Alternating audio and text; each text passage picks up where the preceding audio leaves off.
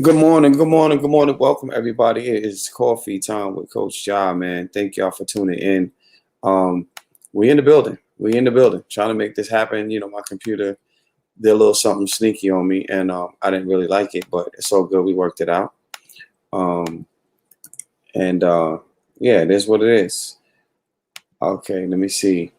Hold on, hold your horses, hold your horses, hold your horses.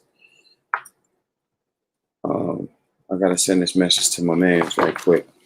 Yeah, so I had a little technical difficulties, and yes, I'm on YouTube now. I'm on YouTube now. I just got it lined up. Something was going on with it, but I just got it fixed, and I am on YouTube right now, Tony. So thank you for tuning in. I need to send this message to my homie and get him up in the spot.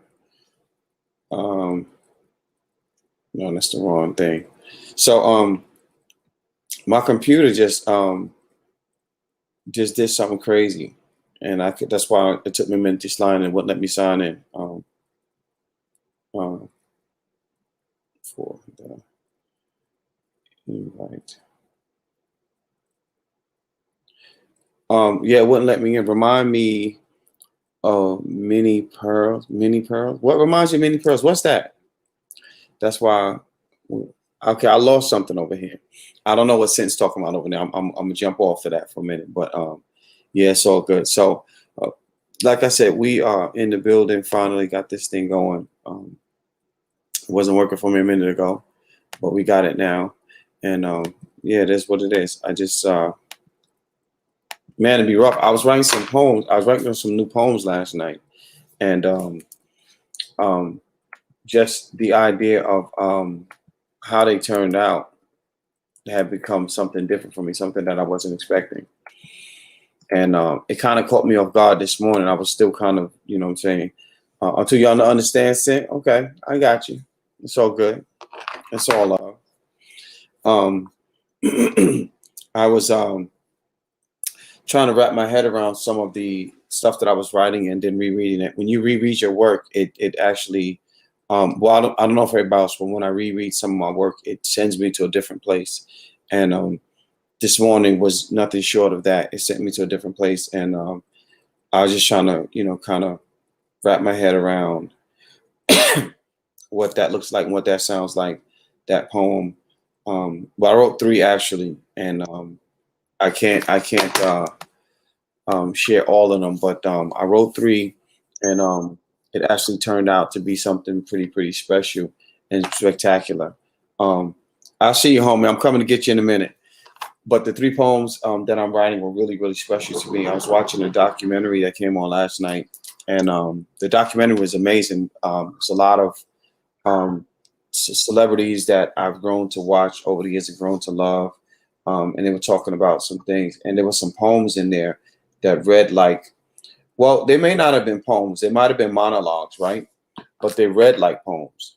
And the fact that they did it, it kind of pushed me in a place that I started writing three. And I'm proud to say that I finally found out where I want to go with my Tamir Rice poem. And I've been wanting to write his poem for so long, but you know, when you write poems about people who have gone through some things, you don't want to kind of make it, you know, you don't want to make it weak. You don't want it to be some trash because you know, it's somebody's name, right? And Tamir Rice had always touched my heart, being so young, and I finally found it listening to this documentary last night. So that's what I was kind of caught up with this morning. But anyway, enough about me. Your guest is in the building, man. This is my homie. I met him over a year ago, and we talked, and he said, "Listen, I'm going to be moving into this new position, and I'd like to talk about some ideas of doing some things." And I mean, it's just been an amazing ride so far, and it's just beginning. So much that I can't even begin to tell you about. But he's in the building. Some of you know him, you've met him before, but if you've not met him, you're gonna meet him for the first time today. Y'all welcome my homie to the building, Mr. Jim Dukes. What up, Jim? Good morning. Good morning to you, man. I'm Yeah, up. yeah. Hey, cheers to you. Cheers, man. See, Jim. So I had two guests that made sure they brought their coffee. That's Jim and my man LJ. Everybody else, they don't bring coffee. They don't have tea. They just be in the building. It's all good. I love them. Yeah, But, right. How can you not survive without coffee? yeah, that first sip is mad. Watch my eyes light up. Watch this. Yeah, it's like a rush. It's like you just hit a doobie. That's what they say back in the days. That is back in the day. A Hitting the doobie. doobie. Oh, I just got a feeling of like you're the last one to smoke it at the end and it's all wet and nasty. That's the worst. I don't That is want. worse. I don't want it. If it's got to be like that, I don't freaking want it. I don't No, want I it. just soon throw it in my mouth and chew it. Well, Jim, check this out. For the people who don't know who you are, may have never met you before, tell them who you are, where you're from, and tell them what you do. All right, so I'm Jim Dukes. I'm the executive director of Charlotte Art League. Originally from Cary, North Carolina, and grew up there when it was a small town, like 7,000 people, one grocery store. Now it's just, freaking huge. And I uh, went to my degrees in civil engineering, and I came into art not as an artist. Like a lot of people that we work with and create with and collaborate with, art is a healing outlet. And so for me, art was a matter of, so civil engineering was my background. Then I got into, I worked as a defense contractor for the UN, United Nations Security Commission for 4 years. And I disarmed bombs and cleared minefields and um, in Iraq. And when I wasn't in Iraq, I was based out of Los Alamos, New Mexico, and was a radiological emergency response team leader. So I learned how to deal with weaponized nuclear dirty bombs and responding to nuclear incidents at medical facilities or military facilities or whatever. And then and then two blast injuries, 5 TBIs. I'm blind in one eye, deaf in my right ear, and a couple of failed marriages, a couple of suicide attempts. Been sober for 14 years. Got into therapy at that time to deal with all my bullshit and figure out, what was the root cause of all these problems and start dealing with them. And it was during that time that after my last TBI left me in a wheelchair and had to learn to walk and talk and read again is when I discovered art. It was 6-7 years ago. And so I literally learned to read again by reading childhood books to my 4-year-old son. Like our favorite book was Bumblebee Boy. And if you've never read it, it was just an awesome book. And we would lay in bed and he was 4 and he could read it and I could barely read it. And so he would help me read. Like I would get stuck reading Bumblebee Boy, like a simple little book, right? But so it was a total life restart, and I had to decide whether I was going to be a man with a disability or a disabled man, and those are two different life choices. So I discovered photography by just picking up. I can't dance or sing or play an instrument, so my dancing is as bad as your singing is, Ja. And so, um, and so I, just my cell phone had a camera, and so I just started taking pictures, and it got me out of the two things it did for me was help rewire my brain and create some new neuro pathways, but then um, it also helped to get my head out of seeing all the things in the world around me that could kill me, and and focus on all the beauty in the world around me. And so I started taking pictures, and then I did a residency in Columbia, South Carolina, for a year, and taught healing art to adults with special needs, sexual trauma services, veterans, and then became the director of healing art programs for veterans at a retreat center for 4 years. And then I was been living here in Charlotte and was commuting, and then took came here to found my photography work took me all over the country for clients, and I realized I didn't have any clients here in Charlotte, and I was like, what the hell am I'm killing myself for going all over, and I'm like, I didn't have any client base here, so I contacted our mutual friend Kate, and who's our director of operations here, and she got me, she introduced me to Charlotte Art League, and I attended some events and functions and kind of kicked the tires a little bit and saw some things that I liked, and joined, and then did in my free time volunteered in the office, and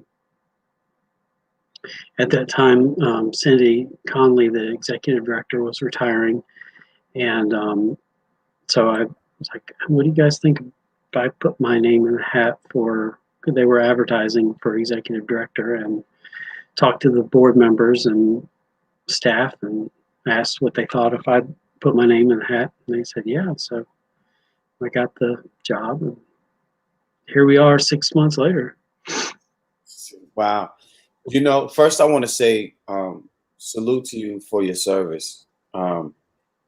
I know we talk all the time, right? And we run down things, and sometimes I remember some things, but I'm sure I did not know all of those things that you just told me. I want to ask you a question, and then you know me, if anything's a trigger, you definitely just shut me down real quick. But what does it mean to say, this morning I got a call and I have to get up and I have to go and disarm this bomb?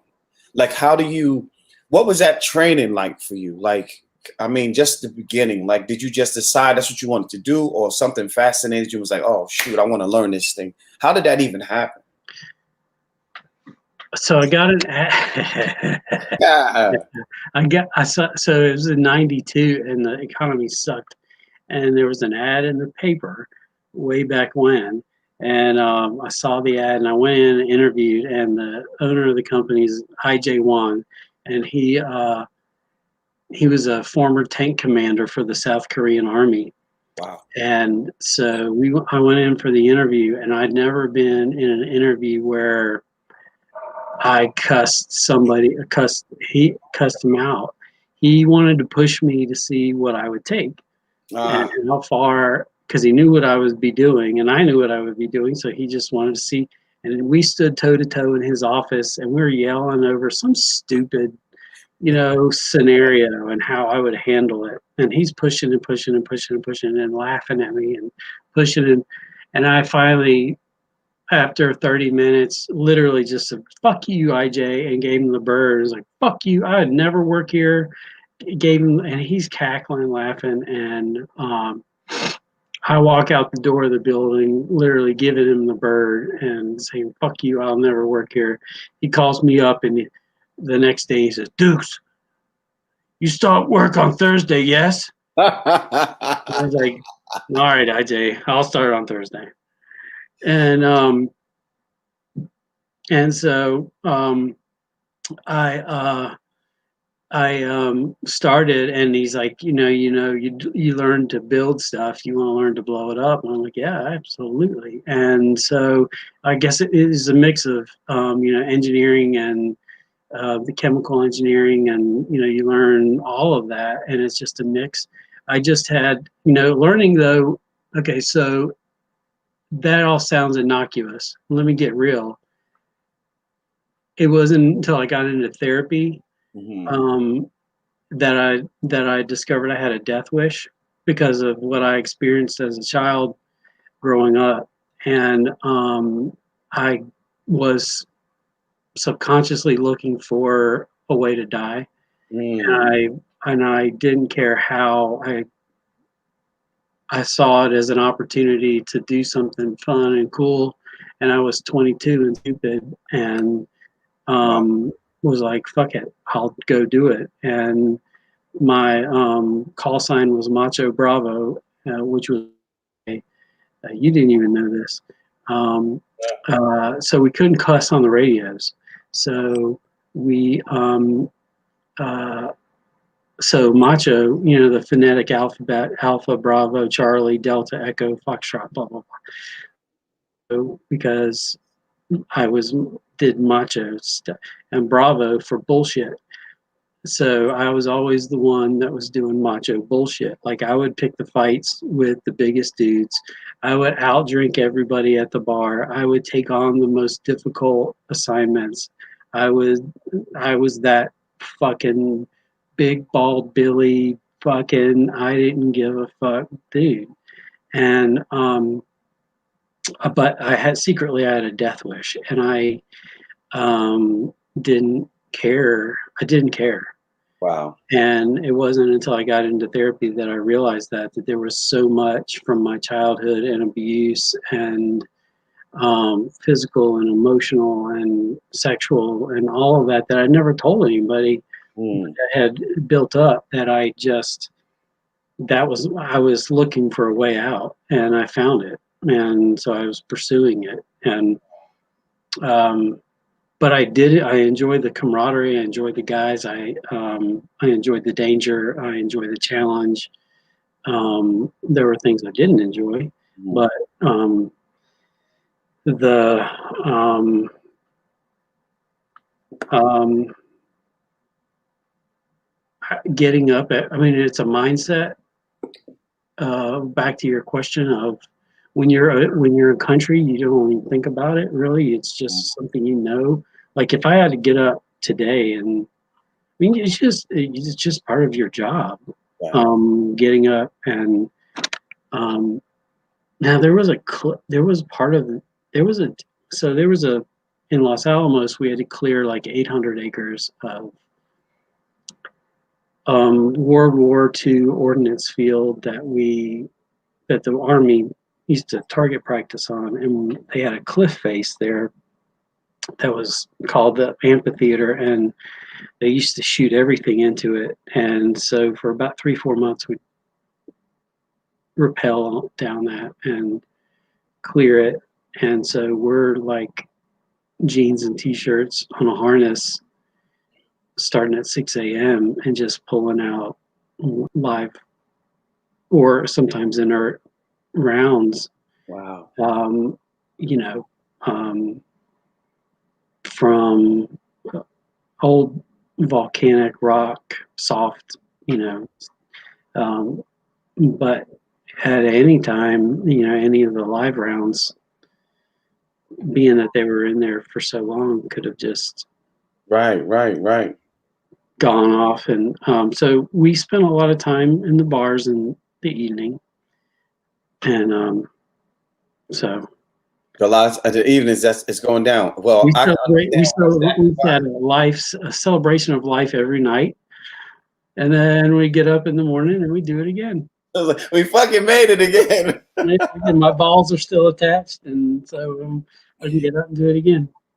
And so we watch the movies and shit, and we watching people disarm nuclear bombs and the meters running and all this stuff. I'm just wondering for me, like, I would probably put if I got the call, hey, Jod, you have to report it now. We got a bomb in DC. You got to be here in 6 clicks or whatever the hell it is, right? And I'm just thinking, I'm probably not going to have enough time to get in the shower, but I'm going to put on a whole stick of deodorant because I'm going to be sweating profusely trying to disarm this freaking bomb. And so, how close are actual dramatizations, movies, right, where they show that shit? How close is that to the real fucking thing? That's what I want to know. Is Right. that just over dramatic? Yeah.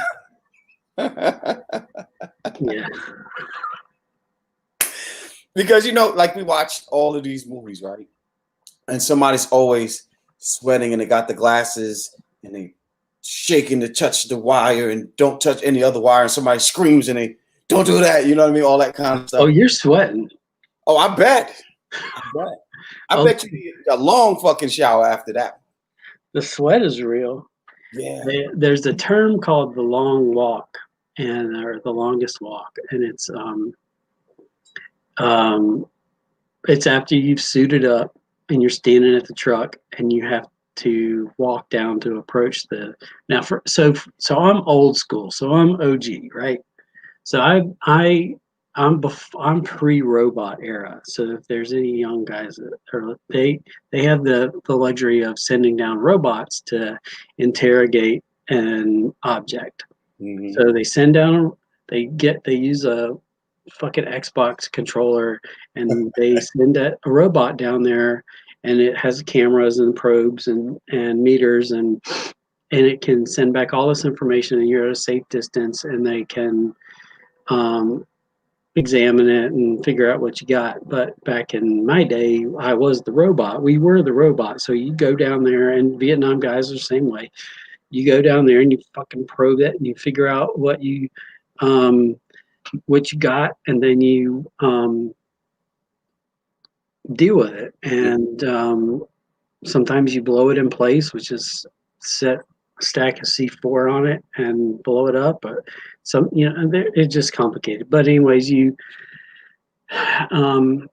there's many ways of doing it, and it depends on where it is and who's watching you, and are guns trained on you, and are, like that piece I write about Burka's Revenge. There's times when you're being observed by the enemy that they want to find out how you do what you do, so they can figure out how they can do their job better and kill more people. And so thanks, Kendra. And so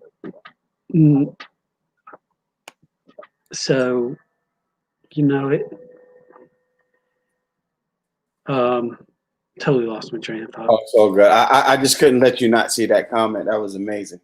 So they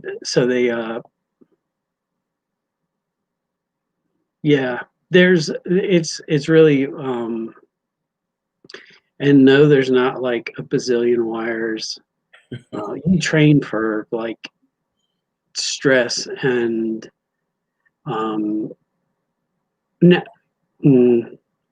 it's interesting though with like the nuclear. So like when you're working with radioactive materials, and you go and for instance, you go into a warehouse or a simulated situation where there's, say, potentially a spill, right? A cancer facility, say, for example, somebody's gone in there for whatever reason and they've knocked over a bunch of whatever. Mm-hmm.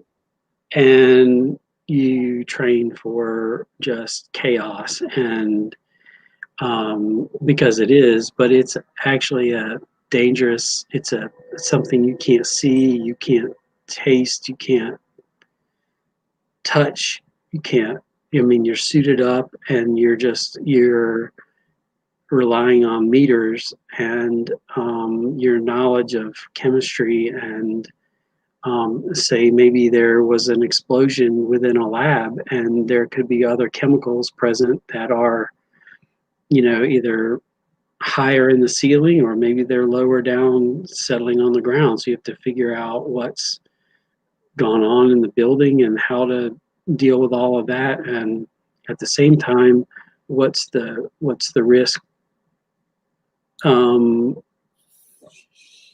What's the risk with all of the, it's complicated. I'm gonna say this: if there's a problem with the drain, I'm calling the fucking plumber. If there's a bomb, I'm the last one to call. Call the experts. Call Jim. Call the OG bomb detonator. Yeah, so I've forgotten. I'm not doing that shit, man. I've forgotten more than I remember. I can assure you that. I promise you this. I will never know. That's some shit, man. I watch it on TV. I watch the previews. I watch the aftermath. I'm not listening. Don't call me. Damn that shit. Damn that shit. Listen. All right. So that said, kind of our mantra around here, for me anyways, there are no art emergencies. How Ah, about that? perspective. That's a hell of a perspective. I mean, considering, I'll show you what an emergency is. There are no art emergencies. I can assure you, here at the Charlotte Art League, there are things to handle and things to deal with, but there are no art emergencies. I'll tell you what, I will know this, that no wonder you have a sense of humor like you do, but also it would take a lot to ruffle your feathers. And I think just knowing you, to probably be the last thing you want to do is ruffle your damn feathers. Like, who wants to ruffle the feathers of someone who can disarm a fucking bomb? Like, somebody who thinks on that level. It's like you sit there and play mind games with people. Like, you really that upset? Somebody got into it with me the other night about like wanting to start a prank war with me. And I was like, oh, fucking bring that shit on. They don't know what they You don't even, please start. Please, just please. Because I will fuck your shit up. I have no limits and no, I don't care. And no shame, and I'm just used to destroying stuff. So I will destroy you. I don't want to know any parts of that. I don't even want to. I don't even want to go down that. I just hear the stories. I didn't want to see the shit. Somebody rolled my house one time. Pretty innocuous, right? TP'd my trees. You know, threw toilet paper in it, and I knew who did it. And so I gorilla glued his at night with his cars in the garage. I gorilla glued his garage door shut. Oh shit! I hope he didn't have to go to work that day. He did. Have to touch the time. He had to go to work the next morning. That's horrible. Well, I mean, hey, you started it. I never got that. I never understood what that was about. The toilet paper and the trees thing. I never got it. Well, I'm from New York City. Like, who cares what you do to the trees, right? It's not my fucking tree. It's not my house. Right. So let's talk about this, man. Let's talk about music. Like, what's your favorite go-to music? Like, what's the kind? Like, depending on your mood. Okay, let's go. We go moods. If you're sad, what music are you listening to? If I'm sad, it's got to be what kind of sad? There's different levels. If I'm depressed, sad, because I've had a bunch of buddies commit suicide this year. It's got to be The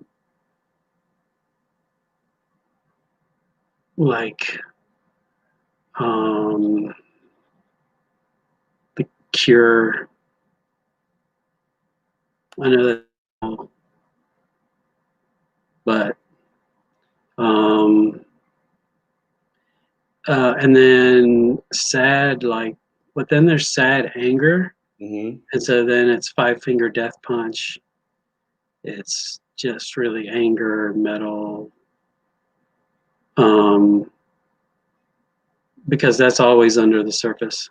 Yeah, that metal will make you fuck some shit up. I've tried. I'm like, no, dude. If I listen to that, I'm probably going to, shoot 3 people with the BB gun and then shank them or some shit. Like when I was in college, right? This guy, he used to play that shit all the time in the other apartment, and I used to wake up like almost in the chant, like, what the fuck is going on with me? Like that. If you listen to some of that heavy metal stuff, that's like really aggressive in anger, that will fuck your shit up. There's a whole list that I can't remember right now. Got you. You know how my memory is. You should have asked me. It's all good. That's why I'm fucking with you. Listen. So you really excited? You happy? You get ready to take this drive? What's the first music you putting on? Like, you excited? Like, shit! I can't wait to get to the beach. What's the first music you putting on? Road Tripping by Red Hot Chili Peppers. Red Hot Chili Peppers. I know them. And then I like the Smashing Pumpkins too. yeah, they're okay. They got some decent stuff. And then I like the way the lead singer, his voice. I like the way he sings certain shit. yeah. Yeah. Yeah, and then from there it's from there, I don't know, it goes weird for me. My playlist is all over the place. It goes um from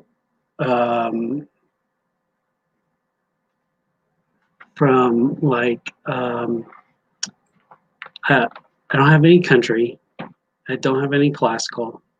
I love classical. I can't, because I'm deaf in this one ear, and it messes with. Oh, so you're not hearing all the shit. Okay, that makes sense. I can't. It hurts my head, and then what else? I don't know. Like yeah, I don't know. Just and total. Yeah, like you and so me and Kate, my son, got into a debate about rap Mm-hmm. the other night, and he told me I had to get out of the 80s and 90s. And I told him, so I lectured him that, no, I'll fight anybody on this. But I lectured him that the basis of rap today is from the rappers that we had in the 80s and 90s. Yeah. And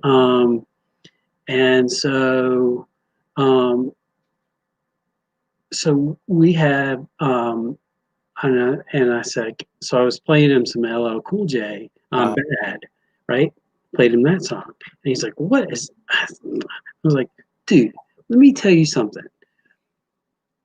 This is a man. And if you listen to the poetic, and then there was something else, I was like, these are real lyrics. And I was like, the mumbling ass cussing just because you got no lyrics, effeminate looking rapper, whatever we got today is nothing compared to Tupac, Biggie, everybody that was old school that actually had something to say. Yeah. And NWA, bring that shit back. Yeah. And put that up against some mumble mouth little bitches, and let's see what happens. Yes, Jim. Yes. And Ashford, both. I want to hear a Hendrix Van Halen mashup, please. Woo! Come on, damn. Yes. Did you hear that, Mike? But and then God, Flava Flav, and he was like, what the hell's he got a clock around his neck? And I said, so you know what time it is. I love it. Then I played him some. Then we went the opposite direction. This is obscure old school to 3 Foot High and Rising by oh,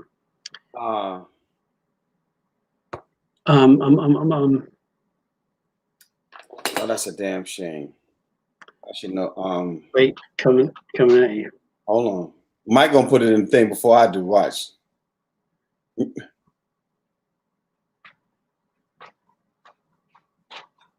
Oh fuck! This is crazy. De La Soul. De La Soul. Loved it. Their first album made it through, kept me through high school. Yeah. Because I was weird or different or whatever, and I thought it was genius. And so that. I mean, there's that level. I mean, so I'm all over the place. Music. Yeah. Jim, like, so being in New York City, man, even before I got into promoting parties and promoting clubs and stuff like that, you could be at a block party and be standing next to Heavy D, like whatever, you know, Queen Latifah will be walking through, Big Daddy Kane just there. So like I was never like, so for me to be like starstruck is like fucking walking into the restroom and Prince is in there washing his fucking hands. Like, you know what I mean? Like you got to be, because I've seen all these people like that have made it. You know what I'm saying? There's a, you remember the movie Full Metal Jacket? Mm-hmm. And remember Private Joke is that I met him at 47th and I might have been right around Rockefeller Center. Yeah, because he went on to doing police shows. Yeah, and I met him here. I was like, holy shit! Like people that, you know what I'm saying, that you not, you know, expect to see, but like as far as like the musicians and rappers especially, like bro, I would see them just walking, standing in line at the club, they walking by. LL Cool J, all of them just right there. You know what I mean? I tell you what was real fly. I met so one of my partners, he's done production for everybody. He just made it to the Hip Hop Hall of Fame, Boogie, and he introduced me to Easy Mo B, Rapping is Fundamental. Some of y'all young folks don't know who that is. And JR and them, and I actually got to meet. I saw a video. Now we're talking about a VHS tape of Big Daddy Kane and Keith Murray when Keith Murray first came out. And Keith Murray was doing a freestyle against Big Daddy Kane. They sitting in a fucking diner. Bro, this shit was like magic. I was like, yo, this is crazy. So I can't really say this because I'm not supposed to, because I signed the NDA. I can't say certain things. But there's some stuff that's coming that's gonna blow people's mind and shit like that people never saw. I'm like, yo, I was there. Like I seen this shit. It's crazy. I was in the studio. I was in the projects with Lord Jamal from the Brand Nubians in the projects in my homeboy's bedroom doing beats. And it's like what, and then turn around full circle. When I came back to when I got back here, I want to say CIAA that next year or the year after, I ended up hosting a show with the Brand Nubians came. Then they was the guest at that show, and I ended up hosting them. And I just saw Lord Jamal. It was crazy. So like that stuff, like it fascinates me with certain people, like to sit in their presence. So let me on that note, let me ask you, like, if there's any musician that you would love to be like in their presence. I don't care, musician, rapper, singer, who would give me top 3 that you like? I'd love to be there with them. All right, number one, Springsteen. Springsteen, because his music got me through my childhood. Got you. That was the music that got me through my childhood. Yeah. And then next would be Pink. Because I like her stuff. Plus, she's got a pretty fly personality. I like her stuff. Plus, I like her stuff. I get it. And then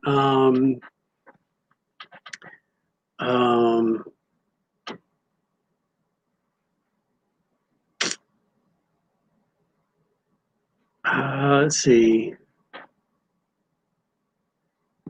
I would resurrect oh,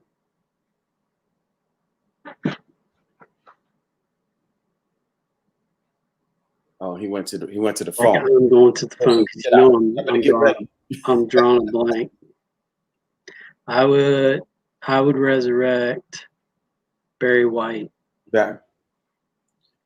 And me and Barry White would just have a week of debauchery. Once Barry White's come on with, and you hear that, I'm done, man. Boom, boom, boom, boom, boom. Bro, listen, Barry White's music. See, this is what I appreciate about old school musicians and entertainers, because their music was way past production. Everybody was an instrument, and they played that shit like this is the best I can ever be able to do. Unlike now, everything is a producer sitting behind a keyboard and touching all these buttons, which I'm not discrediting them, but I'm just saying, like, when you listen to Barry White's music, You could just play his music. Listen to Teddy Pendergrass's music, Michael Jackson. When you listen to Prince, their music, I mean, they don't have to have lyrics. You know what I'm saying? And then the lyrics is super dope on top of like that shit is just it blows my mind that music is what it is. Because you're listening to a stage full of artists, right? And then you throw Barry on top of that. Yeah. It's And then when Barry White and all them did Secret Garden, I don't think I don't think, of course there's other, collaborations that are great, but that fucking collaboration was like always gonna be top three, not top five, top three. Secret Garden is top three, hands down. Yeah. You can get married. Who would you least want to be in a room with? Least any of these new rappers.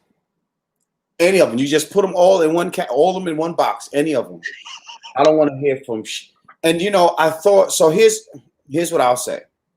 At one point in time, I thought it was because of the Southern draw that I didn't like the Southern draw, but it's not. Because 3 6 Mafia I liked, Outkast I liked, Goody Mob I liked, some of those who had those Southern acts I liked.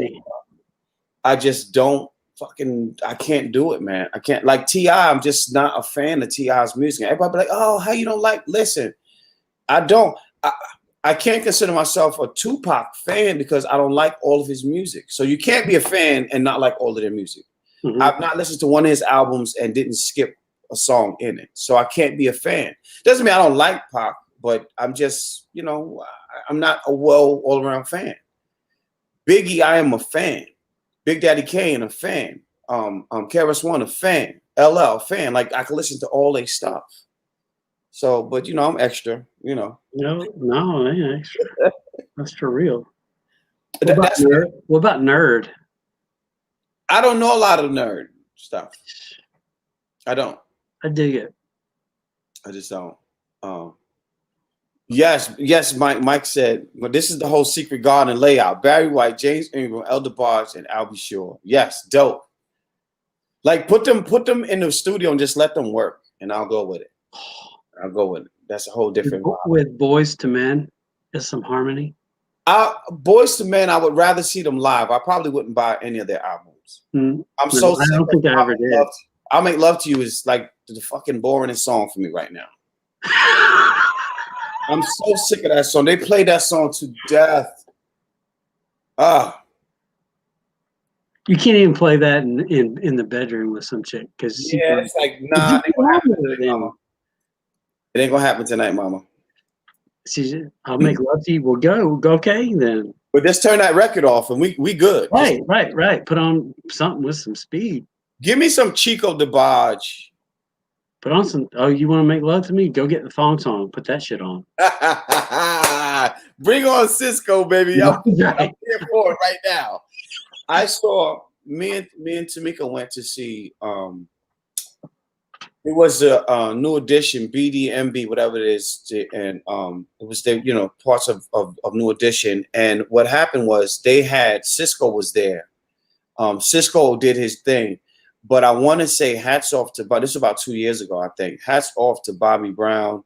Bobby Brown killed it, man. He did a lot of his songs. He did a great job on his own without nobody singing with him. Did a great job. Yeah. Bobby Brown has always been one of my favorites. Yeah, I like him. Yeah. And so, and do you do opera at all?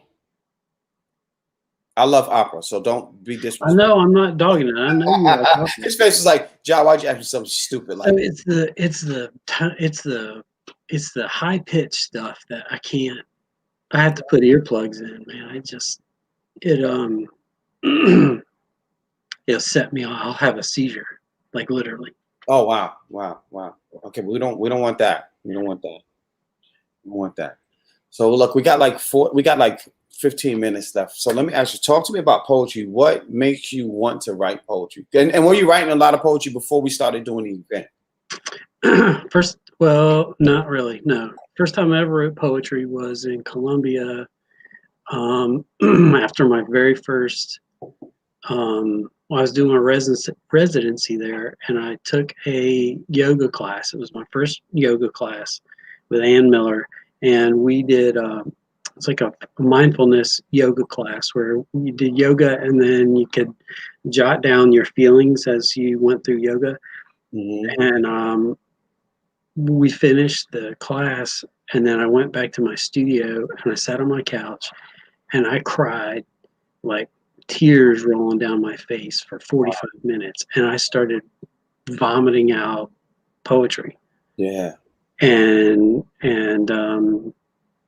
things that had been bottled up um, inside. And that's kind of when it started, and started writing with in conjunction with photography, um, and then just recently, since we started doing the drive-in, um, I gave myself permission to be open, Yeah.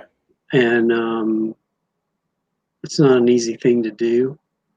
It's not a, um, it's not an easy. It's not. It's not, yeah, it's not an easy medium to. It's one thing to take a picture and say, or do a painting and put it on a wall and say these are my emotions and this is how I feel, and then be anonymous and just let people look at it when they want to. But when you're just doing it and everybody's judging you, and so um, and then Gunny really got me into doing um, some poetry as well, Glenn Proctor, Mm-hmm. Mm-hmm. for this book that's coming out Like, in December, and I can't. It's about thoughts and feelings about going through COVID and things like that, and I really got to put together. I said he asked me if I would do it, and I said I'll do it as on one condition. And he said, "What's that?" And I said, "Well, I don't writing. See, when I read, because of my brain injury, I get 2 or 3 lines in, and I forget what I read. It mm, goes away. I don't know where it just goes. And so, and then my handwriting and everything just is horrible. And I misspell. I misspell things, and I said, so my condition is that I want to handwrite my poetry mm-hmm. and then have it on one page, and then the typewritten poetry on the other page, so people can see Got you. what that, just as opposed to like my bio that says, hey, you went through all this stuff and whoa, look at this polished poetry. Yeah. Really? Okay.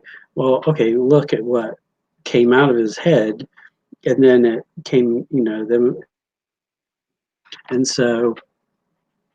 um so I was able to, so he said, yeah, sure, we'll definitely do that. So we did that, and I spewed my language like I like to, and some of it was like I did a piece in there called art um, um, what is it when you have body, it's a psychological condition when you have artistic dysmorphia. Oh, okay. Okay. Okay. Wow. And Kendra, this is probably the favorite one, artistic dysmorphia, because I think that everything that I do sucks. And I link body dysmorphia, which is somebody that, thinks that everything about their body is ugly. And, from that stems Wow. eating disorders and so on and so forth. But I look at what I do and I think everything sucks. What I write, I literally will go through I'll go through and edit a photography session, and I'll get through and I'll look at it and I think this fucking sucks. I'm not the yeah, they're going to hate this. I cannot believe I'm doing this. I can't believe they paid this. This Mm, is just the work. It's a total mindset that is, I can't explain it other than everything sucks. And I can't get past that.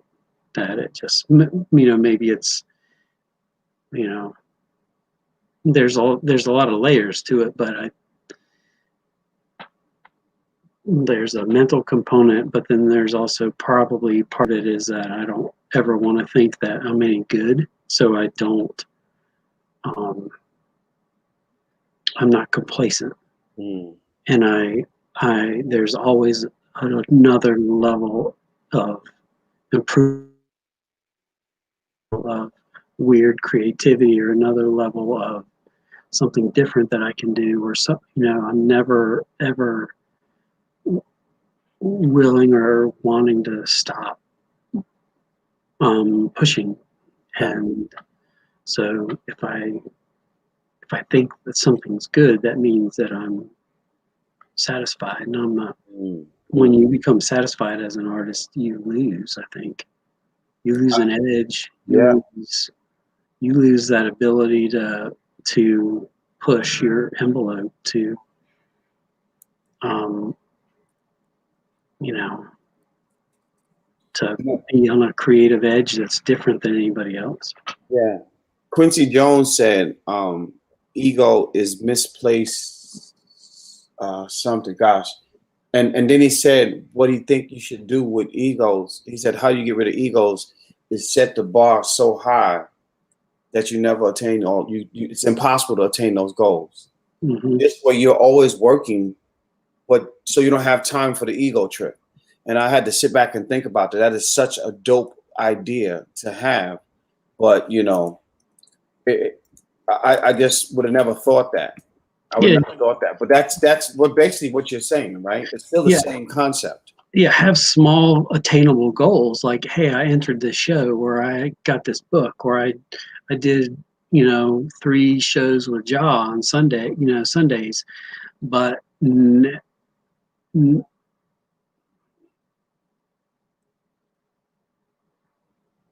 never think you're good. Well, I don't know, Jim. Like I'm gonna think that I'm good, right? But There's never always think that somebody I'm better. so much better than everybody else. Like that's my thing. I never be like I'm better than somebody else. Like I love competition and being able to say, okay, I won this time, but the fact that somebody can kick my ass is just the same. It allows me to have that balance, I think. Yeah. Yeah, yeah, yeah. Well, look, we about to wrap up. Any last things you want to say to the folks, and anything you want to leave them with? Any takeaways? It is your time to say, hey, this is how I feel. This is whatever, whatever. Any vibes you want to send out, you're welcome to do that at this point. Well, um, I hope everybody that is listening has enjoyed our conversation, and has taken something away from it. Um, I don't know, man. I'm not inspirational. I'm just doing my shit, man. Bullshit. Bullshit, nothing. I'm just living life and just doing things. I I don't know. I just encourage everybody to keep pushing themselves to be the best and enjoy life, because we don't know how many minutes we've got left That's right. on this earth, and Yeah. whatever you've got to do to enjoy whatever minutes you've got, just do that thing, Yeah. and forget the rest. Yeah. I think people. I'm not condoning commit crime or anything. Right. Right. Right. Right. Don't be going, but Let's say that don't part. be starting to purge. We don't want to leave that shit out. Don't do that. But, like, treat people well and love the people in your life and help do good things for people. Yeah. I want to go back to something you said about you're not inspirational, because you remember the poem my brother Witz wrote from your story, from your poem, from what you said.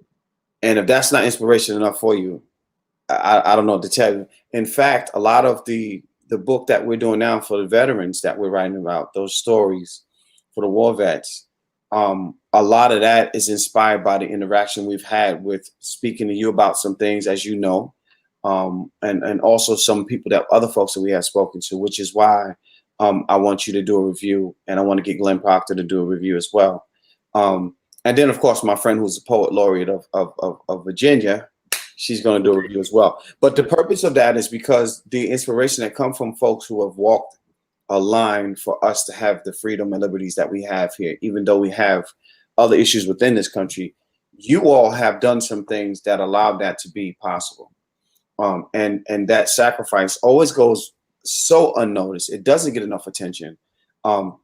I'm grateful that you made it through all that you've been through, right? Some of the stuff that you've told me, I'm like, it's no way I could have been that or made it through that. So the inspiration in itself is you taking a breath every day, brother. Every day you're breathing inspires me, because I know a lot of what you've been through, if not everything that you've gone through, right? Well, in knowing that, and then having the privilege and honor to work with you and collectively put some things together, man, you are an inspiring human being, just walking and just breathing. So I get what you're saying, but I need to let you know, I'm going to remind you that there is an amazing being on this line with me right now. And I appreciate you, man. Like when we first met, who would have thought we would have been here? I did not know you was going to take over that position and then move into some other things. And, you know, we talk about so many plans and ideas, but did not know. And there's some amazing work that you've been doing within the community for artists and stuff like that. So you are walking inspiration, even if you don't believe it. It was stated here, and it will forever be stated here. And people in this chat, in this line, are admitting that they're in the amen corner. So don't you ever forget that part ever again. Never forget that. All right. All right. All right, let me close this out, and hold on, Jim. Don't go anywhere. Thank y'all so much for tuning in. This is my friend. This is my brother, Mr. Jim Dukes. He is the executive director over the Charlotte Arts League. Please get to the Charlotte Arts League and check out what they have. There's amazing artists who are there with their work, who do work there, and then you get the chance to meet the one and only Mr. Jim Dukes. He is an amazing guy. Thank y'all so much for tuning in. I challenge you every day to be a better person than you were yesterday. Doesn't mean that you weren't good or great yesterday, but it just says that today you have another shot at it. So take this time today, at some point today, and make sure you give yourself the love you need to actually pay attention to what you are and what you deserve, and fight for your best you can be. You have everything you need to do that. I appreciate y'all so much. Lady V says, white chocolate. That's his new name, in case y'all didn't know. White chocolate. So tune in. If you can't, if you're not in touch with Jim, holler at me. I'll get you connected. Make sure you support the Charlotte Arts League. I'm going to see y'all tomorrow at the same time, same channel. You know how it is. Peace and love. See y'all then. Hold on, Jim. Don't go nowhere.